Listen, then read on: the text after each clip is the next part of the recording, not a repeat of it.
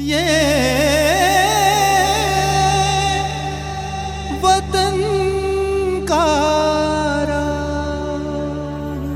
वतन का राग सुनने वाले सभी श्रोताओं को हमारा नमस्कार। जहां नीम की आड़ उसे ही कहते लोग निमाड़।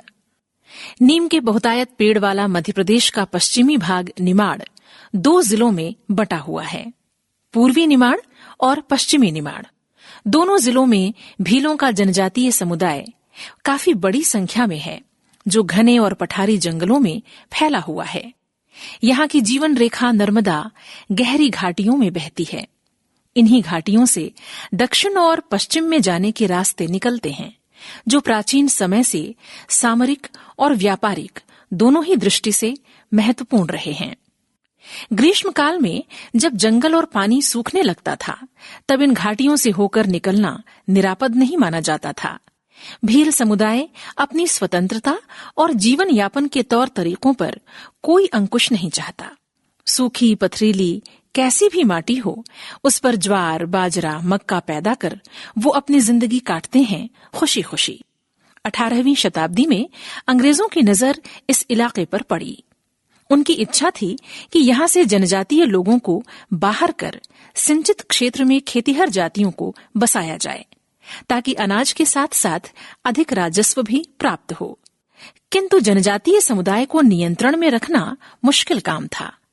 तब उन्होंने भीलों को घाटियों के रास्तों और किलों पर चौकीदारी का काम सौंपा। यात्रियों और कारवां से चुंगी यानी कर वसूलने की जिम्मेदारी सौंपी तथा जो भीली लोग उनकी बात नहीं मानते थे, उनका सैनिक दमन शुरू किया। कुछ भील नायकों को सरदारी का काम देकर उन्हें मुखिया बना दिया गया। सन 1818 में मराठों को हराने के बाद ये सारा इलाका अंग्रेजों के कब्जे में आ गया और उनका दमन चक्र भी तेज होने लगा। इसका परिणाम विपरीत हो गया। अब दमन के विरुद्ध भील विद्रोह पर उतरने लगे। सरदारों और भीलों के मुखिया से बातचीत भी बेअसर रही। सन 1824 के आसपास अंग्रेजों ने कूटनीति अपनाई और खानदेश भील कोर पलटन का गठन किया। इसमें भीलों को भर्ती कर उन्हें भीलों के विरुद्ध युद्ध करने भेजने लगे। इसका प्रभाव भी उल्टा ही पड़ा और भील संघर्ष के रास्ते पर उतर आए। सन 1840 तक आते आते ये संघर्ष और तेज हो गया। जनजातीय समुदाय अपने इलाके और समाज की रक्षा के लिए प्रतिबद्ध हो गया।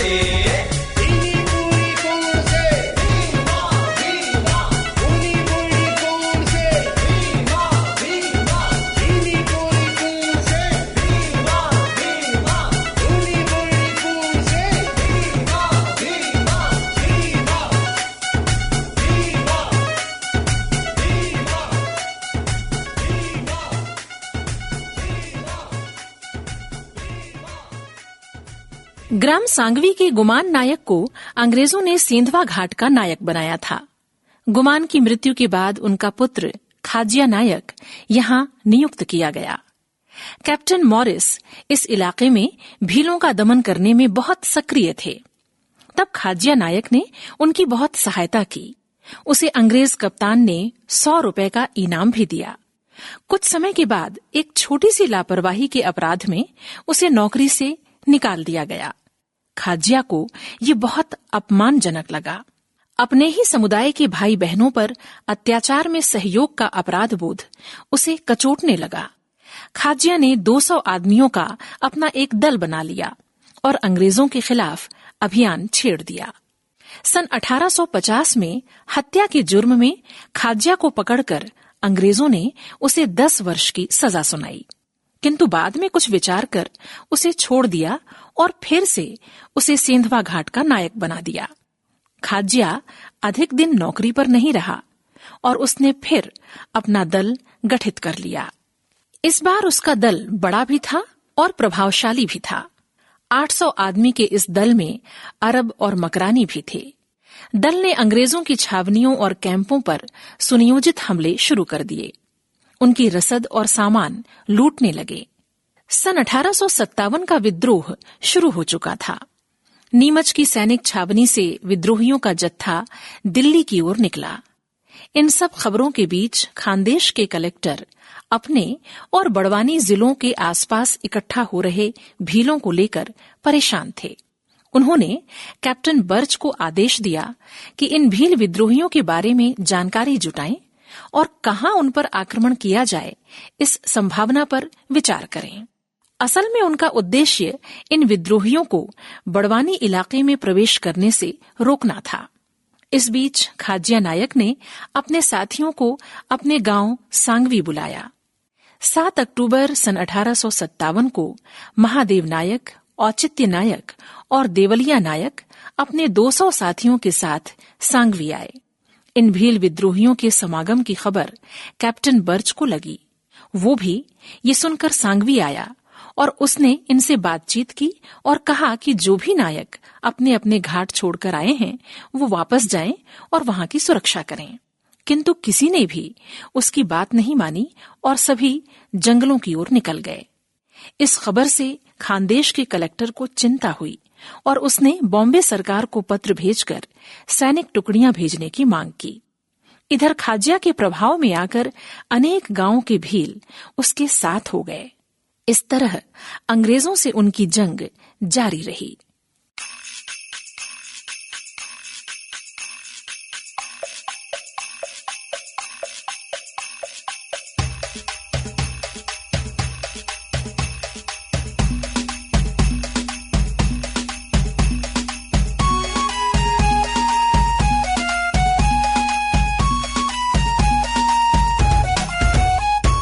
बाबोडी खोड़ो लावे दाहल्योडी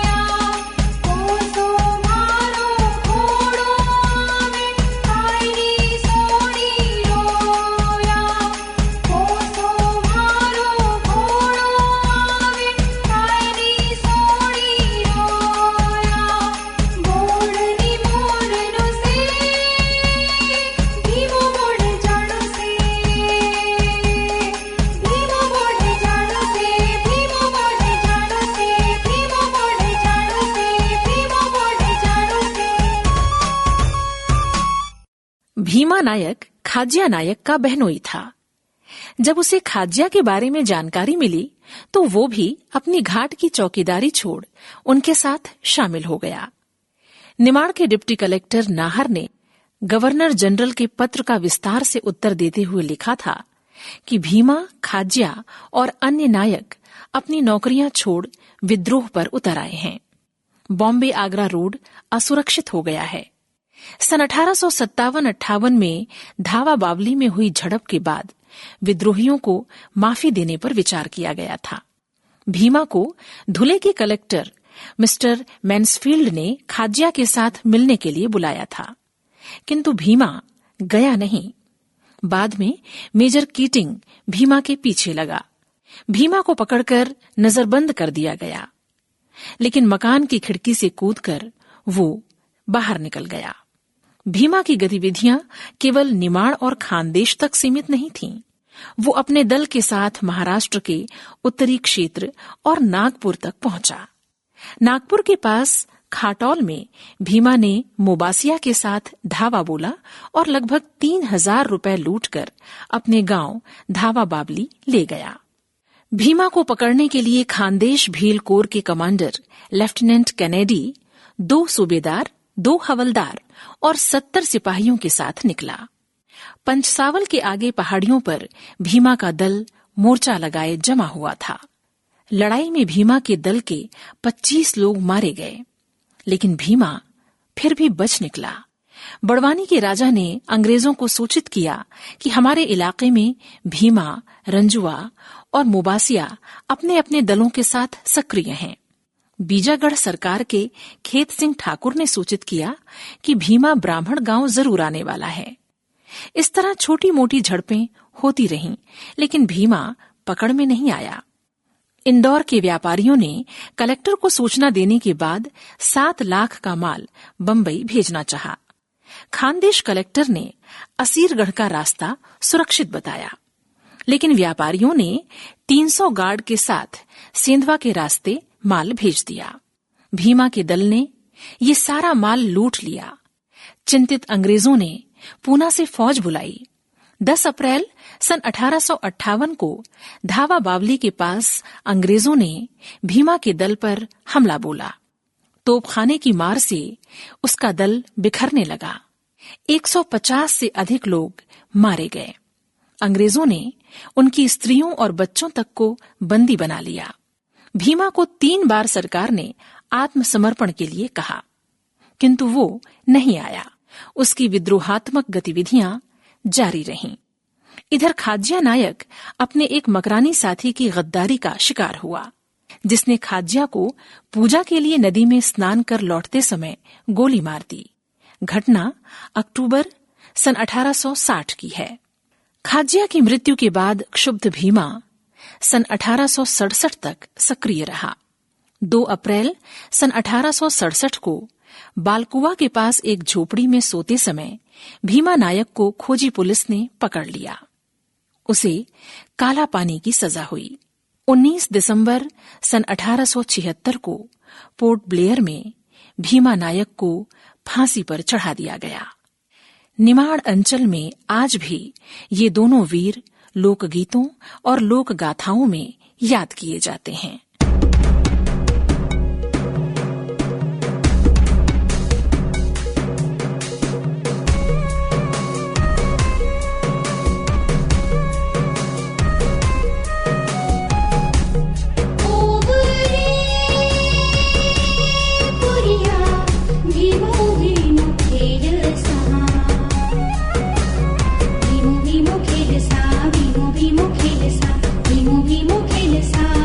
Bimo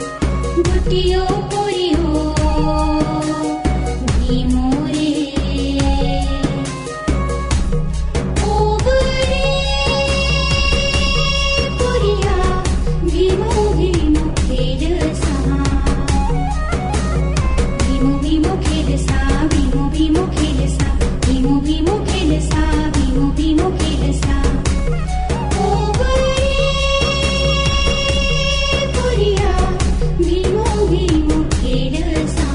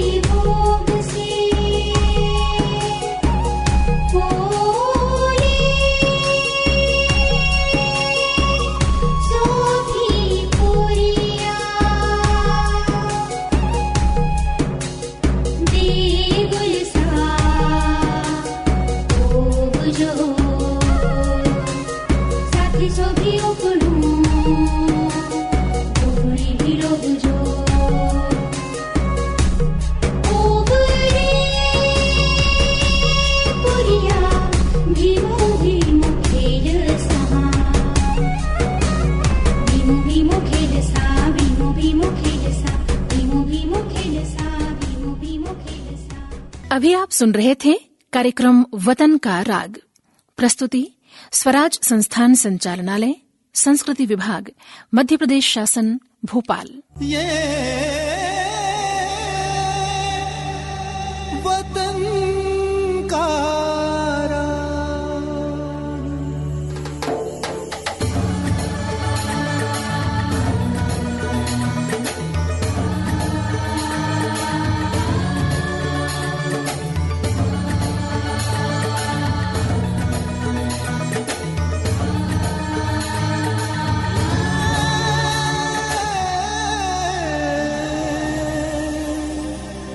वतन